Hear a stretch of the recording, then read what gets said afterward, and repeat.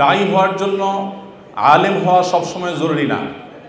নবী করিম সাল্লাল্লাহু আলাইহি সাল্লাম বলেছেন, আলা লিউবাল্লিগ মিনকুমুশ শাহিদু আল গায়বা, তোমাদের মধ্যে যারা উপস্থিত আছো তারা অনুপস্থিত যারা আছে তাদের কাছে পৌঁছে দাও। বাল্লিগু আন্নি ওয়ালাউ আয়াহ, একটি আয়াতের ইলম যদি কারোর কাছে থাকে তাহলে তিনি সেটা অন্যদের কাছে পৌঁছে দিবেন।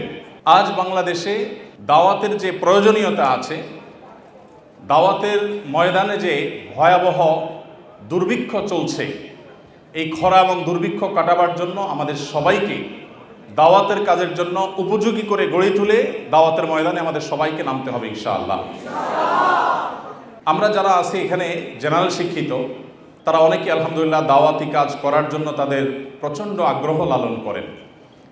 আমি তাদের উদ্দেশ্যে এবং সেই সাথে আমার সমপর্যায়ের কিংবা আমার ছোট ভাই তুল্য যে সমস্ত আলিমরা আছেন তাদেরকে কিছু কথা বলতে চাই, মুরব্বী উলামা ইকরামদের কাছে সবক শোনানোর মতো করি। প্রথমত, আমরা যারা আল্লাহর পথে মানুষকে আহ্বান করতে চাই, এই যুগের সবচেয়ে বড় চ্যালেঞ্জগুলোর মধ্যে থেকে একটা হলো এখলাসের অভাব এবং ঘাটতি।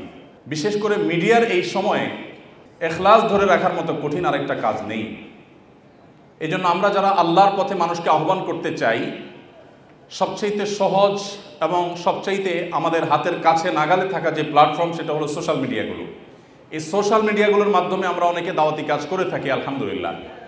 কিন্তু এই সোশ্যাল মিডিয়ার দাওয়াতি কাজের সবচাইতে বড় যে ভয়াবহ দিক সেটা হলো এখানে এখলাস এনশিওর করা অত্যন্ত কঠিন একটা ব্যাপার হয়ে যায়। তো এই জন্য আমরা যারা দাওয়াতি কাজ করতে চাই, সব কিছুর আগে আমাদের যে বিষয়টি খেয়াল করতে হবে তা হলো, আমি যতটুকু দাওয়াতের কাজ করব ততটুকু করব শুধুমাত্র আল্লাহকে খুশি করবার জন্য, দুনিয়ার কোনো বাহবার জন্য, দুনিয়ার কোনো নাম যশ খ্যাতির জন্য, দুনিয়ার মানুষের কাছ থেকে কোনো প্রাপ্তির আশায় আমার দাওয়াতি কাজ হবে না। এই বিষয়টা আমাদেরকে সব কিছুর আগে নিশ্চিত করতে হবে। কিন্তু মুশকিল হলো যে আমরা যারাই দাওয়াতি কাজ করি তাদের মধ্যে বিশেষ করে মিডিয়া ভিত্তিক যে দাওয়াতি কাজগুলো হয়, এগুলোতে মানুষের নজরে আসা, মানুষের কাছ থেকে বাহবা পাওয়া, লাইক কমেন্ট গোনা, অনেকে নিজের ফেসবুক পোস্টের লাইক কমেন্ট যেভাবে গোনে তার পকেটের টাকাও এত গুরুত্বের সাথে গুনছে কিনা সন্দেহ আছে। আমি যদি অনবরত শুধুমাত্র ভক্ত গুনতে থাকি আর আমার ফলোয়ার গুনতে থাকি, আর সোশ্যাল মিডিয়াতে বিশেষ করে 2 লাইনের দাওয়াতি কাজ করে যদি 4 লাইনের ফিডব্যাক মানুষের কাছ থেকে আশা করতে থাকি, তো আমাদের মনে রাখা উচিত যারা মানুষের কাছ থেকে কিছু পাওয়ার আশায় পার্থিব উদ্দেশ্যে বাহবা কুড়ানোর জন্য দাওয়াতের কাজ করে, এই শ্রেণীর দায়ী বা এই শ্রেণীর আলেমদেরকে দিয়ে জাহান্নাম উদ্বোধন করার কথা হাদিসে বলা হয়েছে। আল্লাহ তাআলা আমাদের সবাইকে হেফাজত করুন। সম্মানিত উপস্থিতি, আমরা নিজের কাজের যতটা প্রচার প্রসার করি, খুব বেশি অন্যের কাজের প্রচার প্রসার আমাদেরকে করতে দেখা যায় না। এটা এখলাস না থাকার একটা আলামত। তবে সবসময় সে বিষয়টিকে নিশ্চিত করে না, কারণ অনেক সময় দেখা যায় সোশ্যাল মিডিয়াতে আরেকজনের ভিডিও প্রচার করলে নিজের পেজ ক্ষতিগ্রস্ত হয়। সে বিষয়গুলো বাদ দিলে আমরা নিজেরা অন্যদেরকে উদাহরণ হিসাবে উপস্থাপন করি কিনা, নাকি সবসময় শুধুমাত্র নিজের কারামতি জাহির করি, শুধুমাত্র নিজের গল্প যদি বলে বেড়াই, আমি হান করেছি, আমি তান করেছি, আমি এই করেছি, আমি সেই করেছি, তাহলে বুঝতে হবে যে এখলাসের ভয়াবহ ঘাটতি আছে। আজকাল বিশেষ করে আমাদের তরুণ আলেম যারা আছেন, সেই সমস্ত তরুণ আলেমরা নিজেকে জাহির করবার এক প্রাণান্তকর চেষ্টা তাদের মধ্যে দেখা যায়।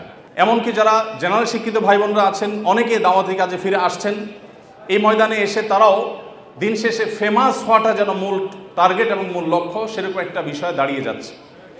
এই জন্য এত দায়ী আমাদের এই সময়ে, আমরা যদি আজ থেকে 30 বছর 40 বছর আগে চলে যাই, তাহলে এত দায়ী মুসলমান সমাজে ছিল না। এখন দায়ীর সংখ্যা যত বাড়ছে, কিন্তু এখলাসের অভাবের কারণে এত দায়ী থাকা সত্ত্বেও সাধারণ মানুষকে আমরা দ্বীনের দিকে আনতে পারছি না, সাধারণ মানুষকে আমরা আল্লাহমুখী করতে পারছি না। আদর্শবাদী মুসলমান এদেশে সবচেয়ে কম। এদেশে মুসলমানদেরকে আমরা বলি তারা ধর্মপ্রাণ। ডক্টর খন্দকার আব্দুল্লাহ জাহাঙ্গীর রহমতুল্লাহ বলতেন যে আমাদের দেশে মুসলমানরা 2 প্রকার, একটা হলো সেকুলার মুসলমান আর একটা হলো রেগুলার মুসলমান। তো আমাদের দেশে সেকুলার মুসলমান বেশি নাকি রেগুলার মুসলমান বেশি? বুঝে শুনে কোনো মুসলমানের জন্য কোনোভাবে সেকুলার হওয়ার কোনো সুযোগ আদৌ আছে? কিন্তু এই ধারণা আমাদের অনেকের নাই। তো রেগুলার মুসলমান, সেকুলার মুসলমানদেরকে যদি রেগুলার মুসলমান বানাইতে হয়, আদর্শবাদী মুসলমান যদি বানাতে হয়, তাহলে আমাদের দাওয়া হতে হবে দাওয়া বিল ইখলাস। আল্লাহর পথে আহ্বান হবে শুধুমাত্র আল্লাহকে খুশি করবার জন্য। আর এটা প্রমাণ হবে তখন যখন আমি নিজের দিকে দাওয়াত না দিয়ে দাওয়াত দিব কোরআন এবং সুন্নাহর দিকে, দাওয়াত দিব আমি ইসলামের দিকে, দাওয়াত দিব নবী সাল্লাল্লাহু আলাইহি ওয়াসাল্লামের আদর্শের দিকে, এবং দাওয়াত আমি শুধু আমাকে দিয়েই দিব না, অন্য ওলামা একরামের বক্তব্য, তাদের লেখনী, তাদের বই পুস্তক, সেগুলো দিয়ে। আমি আলহামদুলিল্লাহ নিজেকে এই জায়গায় সংশোধিত করবার জন্য, আমার নিজের আত্মশুদ্ধির জন্য পরিকল্পনা করে আমি কিছু কাজ করার চেষ্টা করি, আপনাদের সঙ্গে শেয়ার করার উদ্দেশ্য যাতে আপনারাও এরকম কোনো আইডিয়া বা আরও বেটার কোনো আইডিয়া আপনারা বের করতে পারেন। আমি চেষ্টা করি, আমার বাসায়, আমার অফিসে প্রচুর পরিমাণ বই থাকে এবং প্রচুর পরিমাণ বই আমার গাড়িতে থাকে। এখানে যে সমস্ত ওলামা একরাম আছেন তাদের অনেক বই কিনতে কিনতে আমার ফতুর হওয়ার দশা, 10টা 20টা 30টা করে সবসময় কিনে রাখি আমি। যে আসে কোনো একজন মেহমান তাকে একটা বই দেওয়ার চেষ্টা করি। সাধারণত নিজের বই তো সবাই দেয়, কিন্তু অন্য আলেমের বই দেওয়া এটার নজির আমাদের সমাজে খুব বেশি নাই। তো নিজের মনে না চাইলেও নফসকে সাইজ করবার জন্য পরিকল্পিতভাবে নফসের বিরুদ্ধে গিয়ে এই কাজটা আমি করার চেষ্টা করি। আমাদের পেজে হয়তো ভিডিও আমরা দিতে পারি না, কারণ কপিরাইটের ব্যাপার থাকে। এই কপিরাইটের ব্যাপারের কারণে অন্যদের ভিডিও দেওয়াটা কঠিন হয়ে যায়। কিন্তু আমাদের দিন শেষে দাওয়াত দিতে হবে নিজের দিকে নয়, এমনকি নিজের প্রতিষ্ঠানের দিকেও নয়, দাওয়াত দিতে হবে আল্লাহর দিকে। সেটা কখনো নিজের কথা দ্বারা হতে পারে, কখনো অন্যের কথা দ্বারা হতে পারে, কখনো নিজের বই দ্বারা হতে পারে, কখনো অন্যের বই দ্বারা হতে পারে। আল্লাহ রাব্বুল আলামিন আমাদেরকে ইখলাসের সাথে দাওয়াতি কাজ করার তৌফিক দান করুন। একজন দায়ী তার কিছু কাজ যেরকম প্রকাশ হবে হতে পারে, আমাদের কিছু কিছু দাওয়াতের কাজ গোপন থাকা দরকার। আমাদের সব দাওয়াতি কাজকে ঢোল পিটিয়ে আমরা প্রকাশ করা উচিত না। কিছু কিছু দাওয়াত থাকা উচিত, কিছু কিছু কাজ থাকা উচিত যেগুলা বাইনি ওয়াবাইন আল্লাহ থাকবে। ওলামা একরাম যারা আছেন, কিছু কিছু দাওয়াতি কাজ থাকা দরকার যেগুলো কোনো বিনিময় নিয়ে হবে না, যেগুলো শুধুমাত্র আল্লাহর কাছ থেকে বিনিময় আশা করব। আমরা যারা জানার শিক্ষিত ভাইরা আছি, আমরাও আমাদের দাওয়াতি ক্ষেত্রে এরকম করতে পারি। তাহলে এগুলো আমাদের এখলাসকে এনশিওর করবে ইনশাআল্লাহ তাআলা। তো দাওয়াতের কাজের ক্ষেত্রে এখলাসের যে ভয়াবহতা এবং দুর্ভিক্ষ, এটা কাটাবার জন্য অত্যন্ত কার্যকর একটা উপায় হলো মুখলেস ওলামা একরামের সোহবত নেওয়া, যেটা সমাজ থেকে আজ প্রায় বিলুপ্তির দিকে। আমরা সোহবত বা সান্নিধ্য নেওয়ার গুরুত্ব একেবারেই ভুলে গেছি। যত বেশি মুখলেস, নিষ্ঠাবান, নিজেকে সবসময় লুকাবার চেষ্টা করেন, আত্মপূজারী বা আত্মপ্রচারকারী না, এরকম ওলামা একরাম অনেক আছেন এখনও সমাজে, পরিমাণে কম থাকলেও আছেন।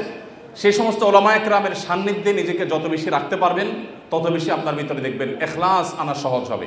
আল্লাহ তাআলা আমাদের সবাইকে মুখলিসিনদের কাতারে শামিল হওয়ার তৌফিক দান করুন। তাহলে ভাই, আমাদের দাওয়াতি কাজ হবে আল্লাহর জন্য, আল্লাহকে খুশি করবার জন্য, বাহবা কুড়াবার জন্য, মানুষের কাছে ফেমাস হওয়ার জন্য বা পার্থিব আশায় যেন না হয়। আল্লাহ আমাদের সবাইকে সে তৌফিক দান করুন। দ্বিতীয়ত, আমাদের দাওয়াত হবে দাওয়া বিল ইলম। আল্লাহ সুবহানাহু ওয়া তাআলা বলেছেন, ওয়ালা তাখফু মা লাইসা লাকা বিহি ইলম। তুমি যে বিষয়ে জানো না সে বিষয়ে তুমি কোনো অবস্থান গ্রহণ করতে যাবে না। আমরা অনেকে আছি, যে বিষয়ে আমি ওয়াজ করছি, যে বিষয়ে আমি দাওয়াত দিচ্ছি, সে বিষয়টি আমি নিজে ভালো করে জানি না। আমি নিজে যে কোনো বিষয়ে সর্বোচ্চ ভালো করে জানবো, তারপর আমি সেটা বলবো। এখানে হযরত মাওলানা জয়নুদ্দিন শাহ হুজুর আছেন।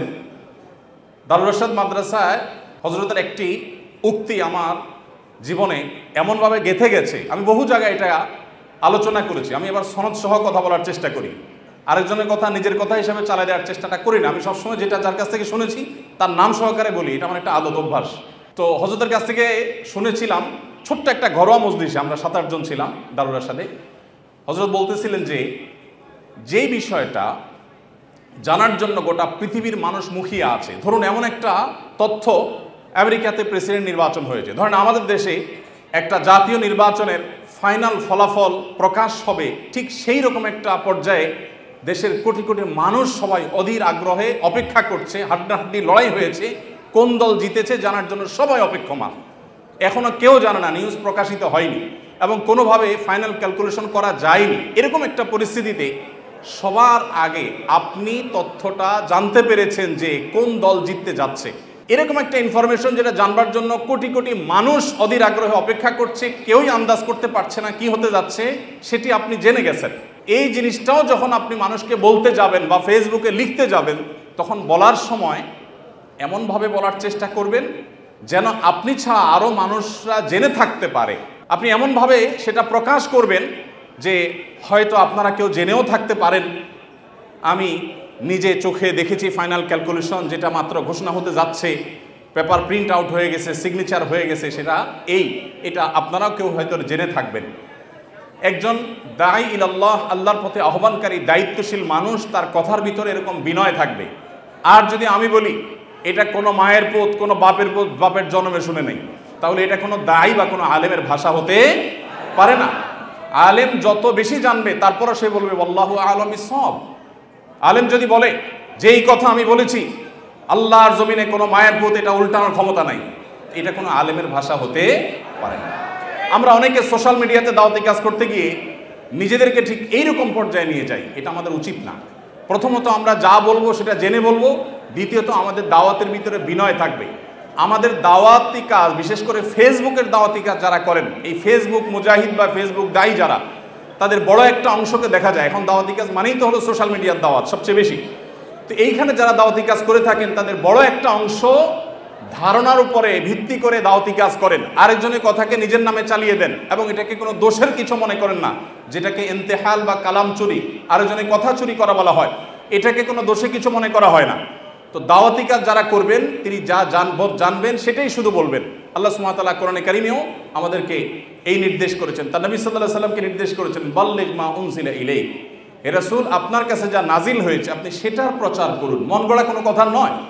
সো আমরা যেটা জানবো নিশ্চিতভাবে শুধু সেটার দাওয়াতি কাজ করবো ইনশাআল্লাহ। তৃতীয়ত যে বিষয়টি আমাদের লক্ষ্য করা দরকার তা হলো দাওয়াতের ভাষা হবে অত্যন্ত কোমল এবং নরম। মুফতির ফতোয়া আর দায়ের দাওয়া দুইটা টোন একরকম হবে না। আমরা বেশিরভাগ মানুষ দাওয়াতি কাজ করতে যাই, বিশেষ করে সোশ্যাল মিডিয়াতে, সেটার মুডটা থাকে ঝগড়াটে মুড, মনে হয় যে আমরা ঝগড়া করতে নেমেছি। আমাদের দাওয়াতি কাজে যতটা না দরদ থাকে তার চেয়ে বেশি থাকে জেদ। আমাদের দাওয়াতি কাজে যতটা না মমতা মাখা কথা থাকে তার চাইতে বেশি থাকে হলো জাজমেন্টাল কমেন্ট। আমরা কাকে কখন কাফের বানাবো, কাকে কখন গোমরা ফতোয়া দিব, আমরা সেটা নিয়ে চিন্তিত। আমরা অন্যকে নিয়ে যতটা চিন্তা করি আমাদের নিজেদের নিয়ে এতটা চিন্তা বা এর ধারে কাছেও নাই। আমরা নিজের ব্যাপারে যত সুধারণা করি অন্যের ব্যাপারে ঠিক উল্টা, অর্থাৎ তার চাইতে অনেক বেশি কুধারণা আমরা করি। আল্লাহ তাআলা আমাদের সবাইকে নেক হওয়ার তৌফিক দান করুন। ভাইরা আমার, এই পরিস্থিতির একটা বড় কারণ আছে, সেটা হলো 4 নম্বর কারণ, সেটা হলো আমরা যারা দাওয়াতি কাজ করি বেশিরভাগ মানুষ দাওয়াত শেখা ছাড়া দাওয়াতি কাজ করি। আমি সবসময় বলার চেষ্টা করি যে আমরা তরুণ আলেম যারা আছি অথবা জেনারেল শিক্ষিত ভাই যারা আছেন, সিনিয়র ওলামা একরাম, মুরব্বী, আল্লাহ ভীরু, মুত্তাকি, পরহেজগার, বিচক্ষণ, বিদগ্ধ, সময় সচেতন ওলামা একরামের সরাসরি সান্নিধ্য এবং তত্ত্বাবধান সবসময় থাকা উচিত। এই একটা জিনিসের অভাবে অনেক সম্ভাবনাময় দায়ী তারা অকালে হারিয়ে যান, তারা শেষ হয়ে যান। তাদের দ্বারা উম্মত অনেক বেশি উপকৃত হতে পারত, কিন্তু সেটা হয়ে উঠছে না। হঠাৎ করে তারা একেবারে অনেক বেশি চমকে ওঠেন, আবার হঠাৎ করে তারা নিভে যান। এর অন্যতম কারণ হলো এই জায়গাটা। এজন্য আমি বিনীতভাবে আপনাদেরকে অনুরোধ করতে চাই, আল্লাহর ওয়াস্তে সোশ্যাল মিডিয়াতে যখন দিনের কাজ করবেন, কোরআন এবং হাদিসকে রিপ্রেজেন্ট করবেন, আল্লাহ এবং তার রাসূলের পথে মানুষকে আহ্বান করবেন, আপনার ভুলগুলো ধরার জন্য কোনো একজন বা একাধিক মুরব্বী যেন থাকে, যার কথা আপনি শুনবেন, যার সাথে আপনি পরামর্শ করবেন। আপনাদেরকে আমরা ক্ষুদ্র একটা তথ্য দিয়ে রাখি, আমরা আমাদের পেজে যে পোস্টগুলো করি, যে লেখাগুলো যায়, প্রত্যেকটা লেখা পাবলিকলি প্রকাশ করবার আগে, পাবলিশ করবার আগে আমাদের একটা টিম আছে, সেই টিমে আমরা দেই। প্রতিটা লাইন, প্রতিটা শব্দ সেখানে চুলচেরা বিশ্লেষণ হয় এবং সেখানে দেখা যায় আমার পেজে আমি লিখব, আমি কোনো একটা বিষয় বলবো, একজন আমাদের সহকর্মী, একজন আলিম বা কোনো একজন গ্রুপের মেম্বার তিনি বললেন না এটা উচিত হবে না, এটা চেঞ্জ করা উচিত বা এটা দেওয়া দরকার নাই, দেখা যায় তার কথাই আমাদেরকে মানতে হয়। অনেকে হয়তো মনে করেন যে র্যান্ডমলি বোধহয় এই লেখাগুলো আমরা দিতে থাকি, জি না, এত সহজ না। প্রতিটা লাইন, প্রতিটা শব্দকে আমরা মশওয়ারা ভিত্তিক বিশ্লেষণ করে তারপরে সেটা আল্লাহর উপর তাওয়াক্কুল করে আমরা দেওয়ার চেষ্টা করি, এরপরও কত ভুলভাল হয়ে যায়। তাহলে আমরা যারা নিজেকে স্বয়ং সম্পূর্ণ মনে করছি, আশরাফ আলী থানভী রহমতুল্লাহ আলাইহি বলতেন, जो अपने आप को मुस्तकिल बिज़ात समझता है वो मुस्तकिल बज़ात है। যে নিজেকে নিজে স্বয়ং সম্পূর্ণ মনে করে, যার কোনো মুরব্বীর প্রয়োজন নাই, যার কোনো গাইডের প্রয়োজন নাই, যে কোনো কারোর তত্ত্বাবধানের প্রয়োজনীয়তা অনুভব করে না, সে আসলে কখনো ভালো দায়ী হতে পারে না। এই জন্য ভাইরা, আমাদের এত দায়ী, এত হাজার হাজার আমাদের ফেসবুক মুজাহিদ, কিবোর্ড মুজাহিদ, এত বেশি আমাদের দাওয়াতি কাজ করা মানুষ আছে, কিন্তু কোয়ালিটি নেই। এর অন্যতম কারণ হলো যে দাওয়াতি কাজ আমরা শেখার চেষ্টা করি না। আমরা মানুষটা 2 টাকার কথা বলি 4 টাকা ওজনের। আমি মানুষটা যতটুকু আমি সে ওজনে কথা বলবো। আমাদের অনেক ভাইরা আছেন, তারা দেখা যায় সলিউশন দেন যে মুসলিম মিল্লাতের কি করা উচিত। গোটা বিশ্ব মুসলিমদের এই মুহূর্তে কি করা উচিত, এই সমাধান দিচ্ছেন কে? দাওয়াতি ফিল্ডে নাবালেগ বাচ্চা ফতোয়া দিচ্ছেন বা সমাধান দিচ্ছেন যে গোটা পৃথিবীর মুসলমানদের এই মুহূর্তে কি করা উচিত, গোটা দেশের আলেমদের এখন কি করা উচিত, এটা গাইডলাইন করতেছেন একজন তরুণ, একজন এখনো পাকাপোক্ত হননি দাওয়াতের ময়দানে এরকম একজন মানুষ। আমি এর আগে বিভিন্ন জায়গায় বলেছি, আমার একটা বক্তব্যকে কেন্দ্র করে আজ থেকে আরো বছর 10 আগে, আরো বেশি হবে বোধ হয় 12-13 বছর আগে, আমার এক বন্ধু একজন বড় ডাক্তার দিনদার, তিনি এক সময় বাম রাজনীতির সাথে জড়িত ছিলেন, পরবর্তীতে আল্লাহ তাকে হেদায়েত দিয়েছেন। তো আমি তার চেম্বারে রোগী হয়ে গেছি, আবার আমাকে স্নেহ করেন, ভালোবাসার মানুষ। তো উনি আমাকে প্রসঙ্গত বললেন, আপনার ওই বক্তব্যটা শুনছি, শুনে আমার কাছে মনে হয়েছে যে পাকার আগে আপনারা মাইকের সামনে চলে আসছেন। এটা আমাকে উনি বললেন, ডাক্তার সাহেব বললেন যে আপনাদের সমস্যা হলো আপনারা হুজুরদের অনেকে আছেন, আপনি সহ, যে আপনারা পাকার আগে মাইকের সামনে চলে আসছেন। উনি কয়েকজন দায়ীর নাম বললেন, ডক্টর আব্দুল্লাহ জাহাঙ্গীর রহমতুল্লাহর কথা বললেন, আর কয়েকজন দায়ীর নাম বললেন ওনারা পাকছেন, তারপরে মাইকের সামনে আসছেন, যার কারণে তাদের কথার ভিতরে সেই পোক্ততা বোঝা যেত। অবশ্য তার অনেক বছর পরে ওনার সাথে আমার দেখা হওয়ার পর উনি মুস্কি হাসি দিয়ে বললেন, আপনি এখন একটু পাকছেন বলে মনে হয়। তো উনি যখন এই প্রথম কমেন্টটা করেছিলেন, আমি একটু সেটাকে নেগেটিভলি নিইনি, আমি বরং খুব ভালোভাবে ভাবতে শুরু করলাম যে নিশ্চয়ই কোনো এক জায়গায় ঘাপলা ঘাটতি আছে, নাহলে এই লোকটা আমার মহব্বতের মানুষ, সে কেন এই কমেন্ট করবে। পরে আমি বক্তব্যটা আবার শুনলাম, 2-3 শোনার পর আমার মনে হলো হ্যাঁ এখানে বাড়াবাড়ি আছে, এখানে অনেক বেশি আমি স্ট্রেস দিয়ে ফেলছি, যেটা এভাবে দেওয়া উচিত হয়নি। তো ভাইরা আমার, আপনারা যারা দাওয়াতি কাজ করতে চান, আমি আপনাদেরকে করজোড় করে অনুরোধ করতে চাই, আল্লাহর ওয়াস্তে, যেহেতু এটা দাওয়া কনফারেন্স চলছে, আপনারা অবশ্যই সিনিয়র, বিদগ্ধ, বিচক্ষণ, মুত্তাকি, আল্লাহ ভীরু, নিজের কথা অনুযায়ী আমল করেন, দুনিয়াদার না, এরকম মানুষ একেবারে শেষ হয়ে যায় নাই, এরকম মানুষদের সান্নিধ্য আপনারা সবসময় নেবেন এবং তাদের তত্ত্বাবধানে থেকে দাওয়াতি কাজ করবেন। তারা যদি স্টপ করতে বলেন সেখানে স্টপ হয়ে যাবেন। দেখবেন আমাদের দাওয়াতি কাজে যে পরিমাণ সদস্য বেড়েছে, যত দায়ী এখন আছে, যদি কোয়ালিটিটা এনশিওর করতে পারি, তো আজকের এই পৃথিবীকে পরিবর্তন করা খুব বেশি কঠিন কিছু না ইনশাআল্লাহ। ভাইরা আমার, 5 নম্বর যে বিষয়টি আমি বলতে চাই তা হলো, আমাদের এখন দাওয়া বিল হিকমা, দাওয়া বিল বসিরার খুব বেশি প্রয়োজন। এমন একটা সময় আমরা পার করছি, শয়তানের দিকে যারা আহ্বান করছে, তাদের যে দূরদৃষ্টি, তাদের যে বিচক্ষণতা, তাদের যে প্ল্যান পরিকল্পনা, সেটা আমাদের চাইতে এত বেশি এবং এত গভীরে। আমি শুধুমাত্র ছোট ছোট 2টি এক্সাম্পল দিতে চাই। আমাদের দেশে একটা কথা এখন খুব জোরে সোরে চলছে, খুবই প্রাসঙ্গিক, সেটা হলো বৈষম্য বিরোধী সমাজ গড়তে হবে। এবং বৈষম্য বিরোধী আন্দোলনে এদেশে সাধারণ শিক্ষার্থীদের পাশাপাশি মাদ্রাসা শিক্ষার্থীরা, ওলামা একরাম প্রত্যেকে যার যার জায়গা থেকে ঝাঁপিয়ে পড়েছেন এবং অগণিত হাফেজ আলেম তাদের জীবন তারা বিলিয়ে দিয়েছেন। বহু মাদ্রাসার ছাত্ররা এখনো হসপিটালে কাতরাচ্ছে। কিন্তু অবাক করা বিষয় হলো, যেই বৈষম্য দূর করবার জন্য মানুষ রক্ত দিয়েছে, এখানে মাঝখান থেকে আমরা দেখতে পাচ্ছি যে শয়তানের চক্ররা বৈষম্য দূর করবার নাম দিয়ে তারা সমকামিতা এখানে প্রতিষ্ঠা করবার চেষ্টায় লিপ্ত। আপনারা গতকালকের একটা নিউজ হয়তো অনেকে দেখেছেন, কলকাতার আরজি কর হসপিটালের একজন ডাক্তার, একজন নারীর চিকিৎসক, তার প্রতি পাশবিক নির্যাতন করা হয়েছে এবং তাকে হত্যা করা হয়েছে ভারতে। এটার প্রতিবাদে ঢাকা ইউনিভার্সিটিতে একটা আয়োজন হয়েছে 16 আগস্ট রাতে, এবং সেই আয়োজনে বর্তমান অন্তর্বর্তীকালীন সরকারের একজন উপদেষ্টা, সমাজ কল্যাণ উপদেষ্টা, তিনি উপস্থিত হয়েছেন, এস মুর্শিদ ওনার নাম। তিনি সেখানে উপস্থিত হয়ে তাদেরকে বলেছেন যে তোমরা কিছু দাবি দাওয়া পেশ করো, কিছু দাবি দাওয়া দাও তোমরা, যে দাবি দাওয়াগুলো বাস্তবায়নের জন্য আমরা ঝাঁপায়ে পড়ব। তিনি প্রকাশ করছেন যে আমরা ঝাঁপায়ে পড়ব তোমাদের সেই দাবি দাওয়া বাস্তবায়ন, তোমরা সেগুলো দাও। দাবি দাওয়া তো রেডি ততক্ষণে, তিনি দিতে বলছেন এবং বলছেন যে ঝাঁপায়ে পড়ব আমরা। এবং তিনি আরও কিছু কথা সেখানে বলেছেন, আমি সেগুলোতে আর যাচ্ছি না। তার পুরো কথার খোলাসা হলো যে পুরা তার কাছে যে সরকারি শক্তি আছে, তার পুরো ডিপার্টমেন্ট ঝাঁপায় পড়বে সেগুলো বাস্তবায়ন করবার জন্য। শুধু তাদেরকে উৎসাহ দিচ্ছেন, তিনি অনুপ্রাণিত করছেন যে তোমরা সেগুলো দাও। তারা দিয়েছে। তারা কি দিয়েছে? 13টা দফা বা দাবি দিয়েছে। এই 13টা দফা দাবির ভিতরে আমি যদি একটু পড়ে শোনাবার চেষ্টা করি, একটা দাবি ছিল 3 নম্বরের, সেটা হলো ধর্ম, গোত্র এবং বর্ণের ঊর্ধ্বে গিয়ে প্রতিটি লিঙ্গের মানুষের সম্পত্তিতে সমান অধিকার দিতে হবে। এটা আমাদের প্রচলিত আইন বিরুদ্ধ যেমন, তেমনি এদেশের সংখ্যাগরিষ্ঠ মানুষ মুসলমানদের কোরআনে কারিমের সুস্পষ্ট বিধানের হুবহু বিপরীত। এর আগে বিভিন্ন সরকার যেটা চেষ্টা করেছে, করতে পারে নাই। এখন বৈষম্য দূর করবার নাম দিয়ে কলকাতায় হয়েছে কি আর তারা দাবি করছে কি? কলকাতায় হয়েছে, একজন নারী চিকিৎসক পাশবিক নির্যাতনের শিকার হয়েছেন, তাকে খুন করা হয়েছে। পৃথিবীতে মুসলমানরা নারীদের অধিকার নিয়ে যখন কথা বলেছে, তখন আজকালকার নারীবাদীদের জন্ম হয়নি।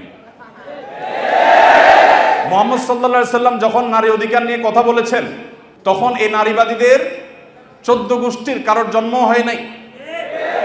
যেখানে মেয়ে হিসেবে জন্মগ্রহণ করলে জীবন্ত পুঁতে ফেলা হতো, যেখানে মেয়ে হিসেবে জন্মগ্রহণ করা অপরাধ ছিল, সেই সমাজে নারীকে শুধুমাত্র মুক্তই করেননি নবী সাল্লাল্লাহু আলাইহি সাল্লাম, শুধুমাত্র মৃত্যুর হাত থেকে রক্ষাই করেননি, নারীকে আকাশের উচ্চতায় তুলে দিয়ে গেছেন। কোনো বাবা মা যদি দুটি কন্যা সন্তানকে সঠিকভাবে যথাযথভাবে লালন পালন করে, তার জন্য জান্নাতের গ্যারান্টি দিয়েছেন। তার বিপরীতে 1 ডজন ছেলে সন্তান পালন করলেও এই সুসংবাদের কথা নবী সাল্লাল্লাহু আলাইহি সাল্লাম বলেন নাই। সেই মুসলমানদেরকে যদি নারীদের অধিকারের সবক শোনাতে আসা হয়, তো সেটা দুর্ভাগ্যজনক বিষয় ছাড়া কিছুই না। ভাইরা আমার, এখানে আপনারা দেখতে পাচ্ছেন হয়েছে একজন নারী চিকিৎসকের প্রতি জুলুম নির্যাতন, সেটার প্রতিবাদ হবে, কিভাবে তার জুলুম থেকে রক্ষা করা যায় সেটা বলা হবে। দাবি হচ্ছে কি দেখেন, প্রায় সবগুলো দাবি সম্পূর্ণ অপ্রাসঙ্গিক। তার মানে একটা সুনির্দিষ্ট এজেন্ডা বাস্তবায়ন করবার জন্য ইচ্ছাকৃতভাবে অপ্রাসঙ্গিকভাবে এই সমস্ত দাবিগুলো তারা তুলে আনছে। এর ভিতরে একটা হলো, দেখেন যেটা বললাম, ধর্ম গোত্র বর্ণের ঊর্ধ্বে উঠে, মানে কোরআনের বিধানকে সাইডে রেখে বাদ দিয়ে সকল লিঙ্গের মানুষের সম অধিকার। এখানে একটা জিনিস দেখেন, সকল লিঙ্গের মিনিংটা কি? সকল লিঙ্গ মানে কি? নারী পুরুষ?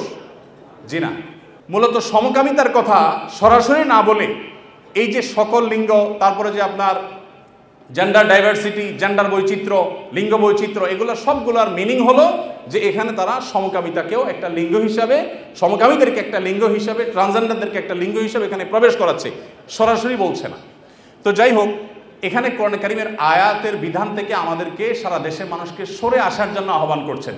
এই দেশে ছাত্ররা বৈষম্য বিরোধী, কোটা বিরোধী আন্দোলন করেছে কি কোরআন কারীমকে পরিবর্তন করবার জন্য? কোরআনের বিধানকে উল্টাবার জন্য মুসলমানরা রক্ত দিয়েছে? কিন্তু তারা তো সেই দাবি করছে।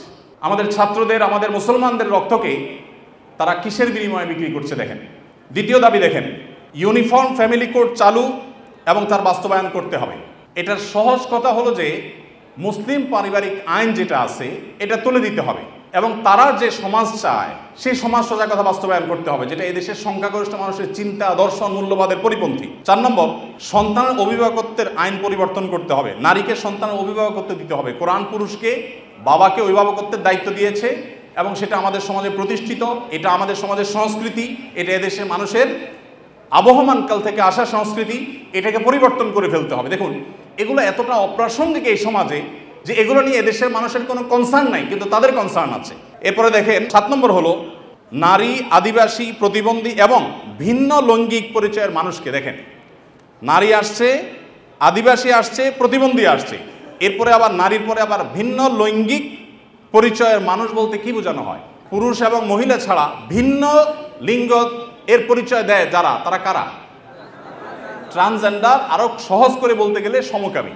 কারণ একজন পুরুষ যখন নিজেকে নারী ঘোষণা করে, তখন তিনি আরেকটা পুরুষের সাথে বিয়ে বসে, কারণ তিনি ঘোষণা করছেন নিজেকে নারী, এখন একটা পুরুষের সাথে বিয়ে বসেন। যখন একটা ছেলেকে বিয়ে করেন তিনি, তখন আগে থেকেই তো তিনি পুরুষ, এখন একটা ছেলেকে বিয়ে করলেন, তাহলে সমান সমান কি দাঁড়ালো? সমকামী।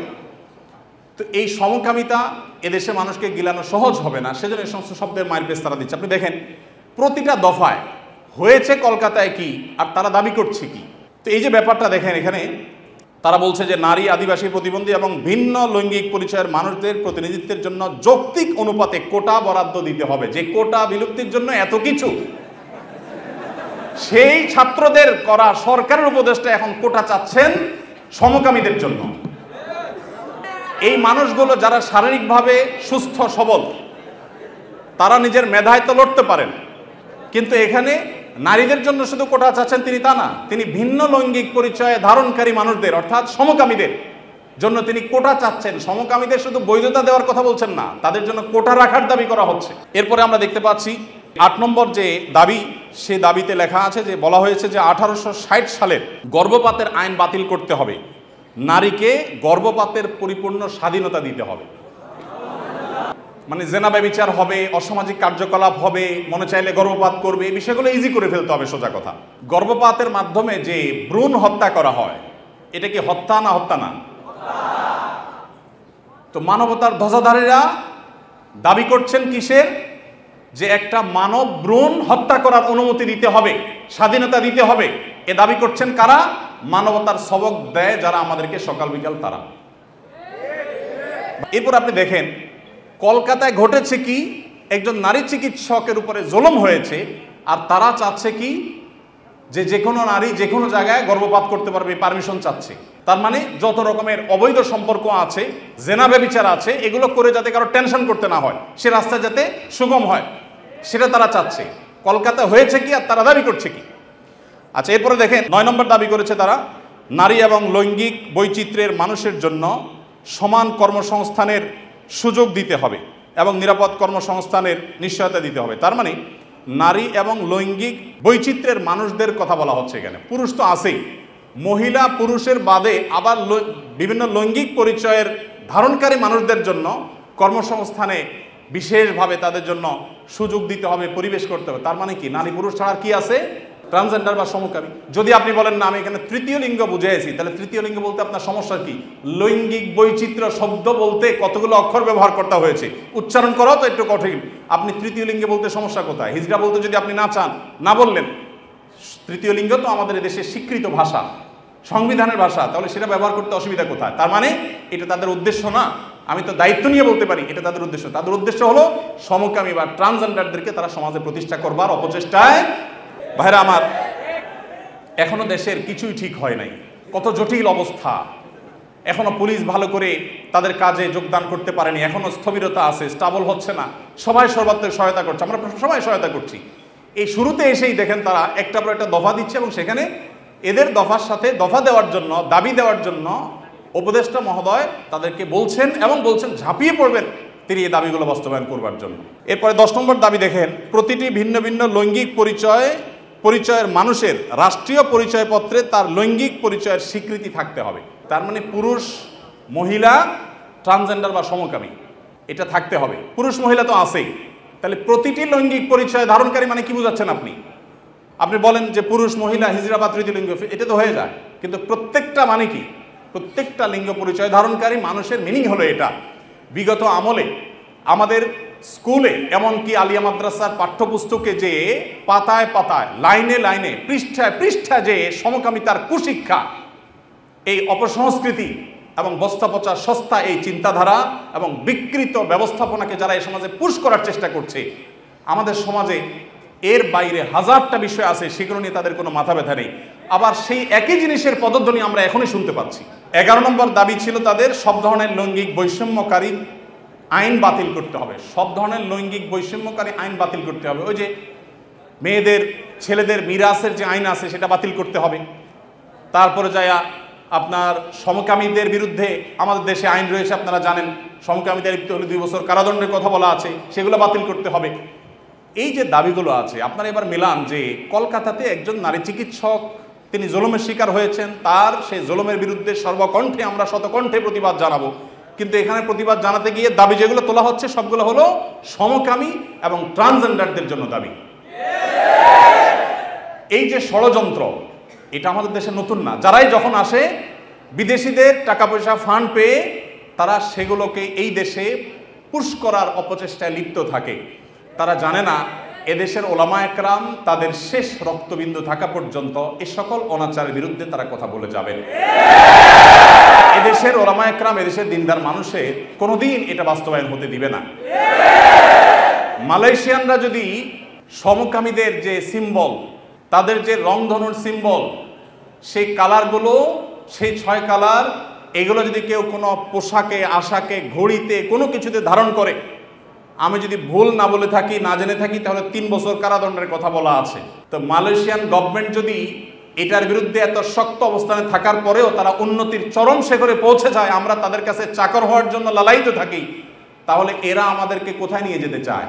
একজন উপদেষ্টা মহোদয় তিনি এদেশের সকল ধর্মের মানুষের কাছে ঘৃণিত একটা বিষয়কে সমাজে স্টাবলিশ করবার জন্য রীতিমতো প্রকাশ্যে এখন তারা নেমেছেন। এখন একজন আলেম হিসাবে, একজন দায়ী হিসাবে আমাদের বুদ্ধিবৃত্তিকভাবে এই সকল ষড়যন্ত্র মোকাবেলা করতে হবে। আমরা এদেশের বৈষম্যের বিরুদ্ধে, যত প্রকার বৈষম্য আছে সেই বৈষম্যের বিরুদ্ধে ওলামা একরাম কথা বলেছেন। সবচেয়ে বেশি বৈষম্যের শিকার তো আলেম সমাজের দেশে। আলেমদের চাইতে, দাড়ি টুপি এবং হিজাবের চাইতে বেশি বৈষম্য এদেশে কার প্রতি হয়েছে? আমাদের এই সমাজে শুধুমাত্র এই স্বাধীনতার পর থেকে না, ব্রিটিশ আমল থেকে শুরু হয়েছে। ওলামা একরাম এবং দিনদার মানুষ তারা এই সমাজের সবচেয়ে নিগৃহীত, সবচেয়ে নিষ্পেষিত। একটা বাজেট ঘোষণার পর বাজেট নিয়ে কেমন বাজেট হয়েছে, বাজেট ভাবনা জানতে চায় বিভিন্ন মিডিয়াগুলো। আপনি জানেন টকশো যেরকম হয়, অনেক সময় দেখা যায় বাহিরে তারা সাধারণ মানুষের, জনমানুষের বাজেট ভাবনা তারা জানতে চায়। একজন রিকশাওয়ালাকেও জিজ্ঞাসা করে, রিকশাওয়ালা ভাই, এই যে বাজেট সম্পর্কে আপনার কোনো মন্তব্য আছে কিনা? কিন্তু আপনারা অবাক হবেন, আজ পর্যন্ত বাজেট নিয়ে কোনো আলেমের বক্তব্য কোনো মিডিয়া আমার জানা মতে জানতে চাই নাই যে আলেমদের ভাবনা কি। আলেমদের কোনো ভাবনা থাকতে পারে না? এদেশে 3.25 লক্ষ মসজিদ, 3.25 লক্ষ মসজিদের প্রত্যেকটা মসজিদে যদি 150 করে মুসল্লি থাকে, তাহলে 3.25 লক্ষ মসজিদের ইমাম সাহেবরা, আলেমরা তারা কমপক্ষে 4 কোটি মানুষের নেতৃত্ব দিচ্ছেন। এত বিশাল জনগোষ্ঠীর মানুষকে ইগনোর করতে করতে করতে করতে আপনারা একেবারে দেয়ালে পিঠ ঠেকিয়ে দিয়েছেন। সময়ত ভাইরা আমার, আপনারা দেখেছেন যে ঢাকা বিশ্ববিদ্যালয়ের একজন শিক্ষক, তিনি রমজান মাসে বিশ্ববিদ্যালয়ের শিক্ষার্থীদেরকে বিশ্ববিদ্যালয় আঙ্গিনায়, যে বিশ্ববিদ্যালয়ে জায়গা দান করেছে একজন মুসলমান নবাব, যে বিশ্ববিদ্যালয় চলে বেশিরভাগ মুসলমানদের করের টাকায়, সেই বিশ্ববিদ্যালয় মুসলমানদের জায়গায়, মুসলমানদের টাকা, বেশিরভাগ মুসলমানদের টাকা যেখানে, সেখানে সেই প্রতিষ্ঠানে কোরআনে কারীম তেলাওয়াত করা হয়েছে। তার জন্য শোকজ যিনি জারি করেছেন, তাকে আজকে শিক্ষার্থীরা যে কোরআনে কারীমের তেলাওয়াত শুনিয়েছেন তার কক্ষে গিয়ে, আপনারা দেখেছেন। অবাক করা বিষয় কি জানেন? এদেশের এক শ্রেণীর মিডিয়া এটাকে নিয়ে সমালোচনা করে বলছে যে জোর করে কোরআন শোনানো তো ঠিক না। নীতিবাক্য শুনেছেন? জোর করে কোরআন শোনানো ঠিক না, মনে হয় যে জোর করে আয়নাঘরে নিছে। যারা জোর করে আয়নাঘরে নেওয়ার বিরুদ্ধে কোনোদিন একটা শব্দ বলতে পারে নাই, তারা এখন আল্লাহর কালাম শুনাইছে একজন মুসলমান দাবিদার মানুষকে, কোনো হিন্দুকেও শোনায় নাই, সেটার বিরুদ্ধে তারা প্রতিবাদ করতেছে জোর করে কোরআন তেলাওয়াত করা ঠিক না। তাহলে জোর করে কোরআন তেলাওয়াত বন্ধ করা ঠিক আছে? রমজানে যখন কোরআন তেলাওয়াত করতে দেওয়া হয় নাই, সেখানে শোকজ জারি করা হয়েছে, সেটা ঠিক ছিল? তাহলে তুমি নিজের বেলায় খুব অধিকারের পরে সোচ্চার, অন্যের বেলায় একেবারে সোচ্চার না। দেখুন, আমাদেরকে মানবাধিকারের কথা বলা হয়, আমরাও মানবাধিকারের কথা বলি, কিন্তু আমরা মানবাধিকার বলতে মিন করি একটা, ওরা মানবাধিকার বলতে মিন করে সমকামিতা, সমকামীদের অধিকার। আমরা বৈষম্য বিরোধী বলতে চাই, সমাজে হিন্দুদের প্রতি কোনো বৈষম্য হবে না, খ্রিস্টানদের প্রতি কোনো বৈষম্য হবে না, নারীদের প্রতি কোনো বৈষম্য হবে না, কারোর প্রতি কোনো বৈষম্য হবে না, হুজুর শ্রেণীপতির বৈষম্য হবে না। দাঁড়িয়ে আছে তাহলে সে চাকরির জন্য অনুপযুক্ত বিবেচনা করা হবে, দায়ের কারণে এই বৈষম্য হবে না। টুপি আছে, হিজাব আছে, সেজন্য সে ভার্সিটিতে চান্স পাবে না বা তার প্রতি বৈষম্যমূলক আচরণ করা হবে, এগুলো থাকবে না। এদেশে মানুষ এই বৈষম্য দূর করতে চায়, আর ওরা আছে এদেশে সমকামীদের অধিকার প্রতিষ্ঠা করে তথাকথিত বৈষম্য দূর করার জন্য। আমাদের বৈষম্য বিরোধী চেতনা আর তাদের বৈষম্য বিরোধী চেতনা এক না। আমাদের বলতে এখানে আমি হুজুর শ্রেণী কথা বলছি না, এদেশের সর্বস্তরের মানুষ যদি গণভোট নেওয়া হয়, সমকামিতাকে এদেশে অধিকার হিসেবে এই বিকৃত যৌনতা চর্চা করে আমেরিকাতে, পৃথিবীর উন্নত দেশগুলোতে যে পরিমাণ ধ্বংস ডেকে এনেছে, সেখানকার রাস্তা রাস্তা অভিভাবকরা নেমেছে প্রতিবাদ করবার জন্য। আপনার একটা ভিডিও, ভাইরাল একটা ভিডিও দেখেছেন, কোন একটা গণমাধ্যমের কোন একটা টকশো বা টেলিভিশনে কোন একটা প্রোগ্রামে বাবার সামনে তার ট্রান্সজেন্ডার একটা মেয়ে আসছে, দেখে ছেলে ছিল সে, সম্ভবত মেয়ে হয়ে গেছে, সেই চিত্র দেখে বাবা যে হাওমা করে কেঁদেছেন, গোটা পৃথিবীর মানুষের বিবেকে আঘাত করেছে। এই বিকৃত যৌনাচারের যারা প্রবর্তক, যারা এর ধ্বজাধারী, এরা ওই বিকৃত জিনিসটাকে আমাদের দেশে প্রবেশ করাবার অপচেষ্টায় লিপ্ত আছে। এরা জানে না যে এই স্বপ্ন এই দেশের মানুষ আসলে কখনো বাস্তবায়ন হতে দিবে না। ভাইরা আমার, অতএব আমরা যারা দাওয়াতি কাজ করব, সময়ের এই চাহিদাগুলো বোঝার চেষ্টা আমাদেরকে করতে হবে। আমাদেরকে বিভিন্ন নাস্তিক্যবাদ, ধর্মহীনতার দিকে নিয়ে যাওয়া হচ্ছে, এমন এমন শব্দ দিয়ে, মানব ধর্মের কথা বলে মানুষ হিসাবে আমাদের পরিচয়কে বড় তুলতে হবে, ধর্মীয় পরিচয় বড় বিষয় না। এগুলো সবগুলো হলো নাস্তিকতার প্রথম ধাপ। যেগুলো শোনার পর আমাদের দেশে এক শ্রেণীর সাধারণ মুসলমানরা না বুঝে তারাও সেগুলোকে অ্যাপ্রিসিয়েট করে যে কত সুন্দর কথা, হিন্দু না, বৌদ্ধ না, মুসলমান না, আমার কাছে মানুষ হিসেবে অধিকার চান। আমরা সবাই খুব অ্যাপ্রিসিয়েট করি। দিন শেষে এটা যে নাস্তিক্যবাদের প্রতি আহ্বান, এটা যে তথাকথিত মানব ধর্মের সেই বস্তাপচা সস্তা আহ্বান, এটা আমরা অনেকে বুঝতে পারছি। এই জন্য ভাইরা, যারা দাওয়াতি ফিল্ডে কাজ করবেন, আল্লাহর পথে মানুষকে আহ্বান করবেন, বিচক্ষণতার সাথে এবং দূরদৃষ্টির সাথে এই কাজটা সম্পাদন করতে হবে। এই জন্যই তো প্রশিক্ষণের প্রয়োজন, এই জন্যই শেখার প্রয়োজন, এই জন্যই বোঝার প্রয়োজন। আল্লাহ তাআলা আমাদের সবাইকে সেই যোগ্যতা দান করুন। ভাইরা আমার, যত রকমের ষড়যন্ত্র আছে সেগুলো আমাদেরকে খুব গভীরভাবে উপলব্ধি করতে হবে এবং সেগুলোর বিরুদ্ধে আমাদের প্রত্যেককে সামাজিক সচেতনতা গড়ে তুলতে হবে। এদেশে মানুষ এতটাই ধর্মপ্রাণ যে দ্বীনের কারণে ওলামায়ে কেরামের প্রতি রাষ্ট্রযন্ত্রের কোনো ক্ষেত্রে বৈষম্য কিংবা কোনো ক্ষেত্রে এক শ্রেণীর মিডিয়ার বৈষম্য থাকলেও এদেশের সাধারণ মানুষের অন্তরের গহীনে ওলামায়ে কেরাম অবস্থান করেন। একজন আলেমকে যে সম্মান, যে রেসপেক্ট সাধারণ মানুষ করে, কোনো পলিটিশিয়ানকে, কোনো পদস্থ কর্মকর্তাকে তিনি যত বড়ই হন না কেন, অন্তরের গভীর থেকে প্রকৃত যে ভালোবাসা থেকে যে শ্রদ্ধাটা হয়, সেই শ্রদ্ধাটা কখনো এদেশে মানুষ অন্য কাউকে নিবেদন করে না। ওলামায়ে কেরামের প্রতি যে ভালোবাসা তাদের আছে, আমি আশা করব দায়িত্বশীলরা সেই বিষয়গুলো মাথায় রাখবেন। এখানে বিদেশিদের কোনো এজেন্ডা তারা পুশ করার অপচেষ্টায় যারা লিপ্ত যেন না হন, সেটা বিনীতভাবে তাদেরকে অনুরোধ করতে চাই। এগুলো যদি করা হয়, এদেশে কোনো মানুষ সেটাকে সহ্য করবে না ইনশাআল্লাহ তাআলা। তাদের যদি সৎ সাহস থাকে, তারা সমকামিতাকে বৈধতা দেওয়ার জন্য আইন করার ব্যাপারে গণভোট করুক। আমার তো মনে হয় না যে 1% ভোটও তাদের পক্ষে পড়ার কোনো সম্ভাবনা আছে। ভাইরা আমার, অতএব এই যে যারা আমাদেরকে মত প্রকাশের স্বাধীনতার কথা বলে এবং সবক শেখায়, তারাই যদি আমাদেরকে এমন জিনিস চাপায় দেয় যেটা এদেশের কোনো মানুষ বিশ্বাস করে না, তাহলে এর চাইতে বড় বাক স্বাধীনতা হরমার কি হতে পারে। বিধায় আমরা আশা করব যে যারা দাওয়াতি কাজ করেন তারা এই টোনগুলো বোঝার চেষ্টা করবেন যে আপনাকে বৈষম্য বলতে কি বোঝাচ্ছে, মানবাধিকার বলতে আপনাকে দিয়ে বলাচ্ছে কি, আর তার মতলবটা কি, এটা বোঝার চেষ্টা আমাদেরকে করতে হবে। এরপর যে পয়েন্টটা বলবো তা হলো, দাওয়াতি কাজ যারা আমরা করবো ইনশাআল্লাহ, দাওয়াতি ফিল্ডে যারাই কাজ করবো ইনশাআল্লাহ, তারা সবসময় একটা জিনিস মাথায় রাখবো যে পুরুষদের পাশাপাশি আমাদের অনেক মেয়েদের মধ্যে দায়ী তৈরি করতে হবে। আমাদের দেশে নারীদের মধ্যে দাওয়াতি কাজ করবার মতো সেরকম মহিলা দায়ী, উপযুক্ত দায়ী নাই। আয়েশা রাদিয়াল্লাহু তাআলা আনহার কাছে অন্যান্য মেয়েরা দিন শিখবার জন্য আসতেন। অনেক আলেম আছেন, তার স্ত্রীকে পর্যন্ত তিনি এতটুকু যোগ্যতা গড়ে তোলেন নাই, এতটা যোগ্যতা সৃষ্টি করে দেন নাই যে তিনি আশপাশের মহিলাদেরকে, তার বিল্ডিংয়ে থাকা মহিলাদেরকে অ্যাটলিস্ট দাওয়াতি কাজ করবেন, আল্লাহর পথে আহ্বান করবেন। আমাদের মা বোনদের, বিশেষ করে এদেশে মা বোনদের দিনের প্রতি যে আগ্রহ, যদি আমরা আজকে উপযুক্ত মহিলা দায়ী সেরকম তৈরি করতে পারতাম, এবং অবশ্যই মহিলাদের দাওয়াতি কাজে শরীয়তের যে বাইন্ডিংসগুলো আছে, শারায়াতগুলো আছে, সেগুলো মেনটেন করে যদি করা যেত, এই সমাজের চেহারা পরিবর্তন হয়ে যেত। আমাদের আসুন্নাহ ফাউন্ডেশনে আমাদের মা বোনদের যে অংশগ্রহণ, মা বোনদের যে আগ্রহ ভালো ভালো কাজে, সেটা বেশ অনেকগুলো প্রজেক্টে আমরা দেখেছি পুরুষদের চাইতে অনেক বেশি। আমরা অনেকগুলো ইসলামী জ্ঞানের প্রতিযোগিতা আয়োজন করি, আপনারা জানেন, সেখানে হাজার হাজার মানুষ অংশগ্রহণ করেন। প্রত্যেকবার আমরা দেখি মেয়েরা সবসময় অংশগ্রহণকারীর সংখ্যায় সবচেয়ে এগিয়ে থাকে এবং ভালো ভালো পুরস্কারগুলো তারাই বেশিরভাগ ক্ষেত্রে জিতে।